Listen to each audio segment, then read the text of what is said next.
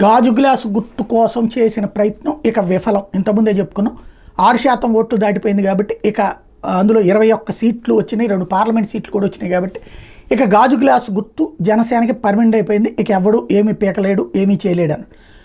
ఈ అంతకుముందు వేసినటువంటి పిటిషన్ గాజు గ్లాసు గుర్తు అన్యాయంగా ఈసీ ఇచ్చింది అన్నటువంటి దాని మీద హైకోర్టులో ఈసీ చాలా ఘాటైనటువంటి అఫిడవిట్ ఇచ్చింది. అసలు కోర్టులకి ఏంటి సంబంధం అని ప్రశ్నించింది.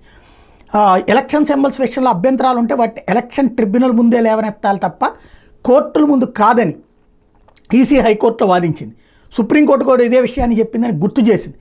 గాజు గ్లాస్ గుర్తు కేటాయింపు విషయంలో పిటిషనర్లు తమ అభ్యంతరాలను ట్రిబ్యునల్ ముందు లేవనెత్తాలి తప్పించి బయట కాదని చెప్పింది. దీని మీద అధికరణం 226 కింద హైకోర్టు ఆశ్రయించడానికి వీలే లేదని తేల్చి చెప్పింది.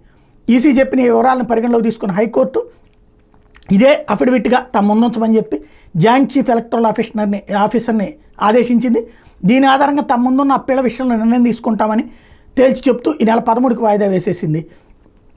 దీంతో ఈ గాజు గ్లాస్ గుర్తు కోసం పిటిషన్లు వేసినటువంటి రాష్ట్రీయ ప్రజా కాంగ్రెస్, దళిత బహుజన పార్టీలు రెండింటికి కూడా పెద్ద ఎదురుదెబ్బ.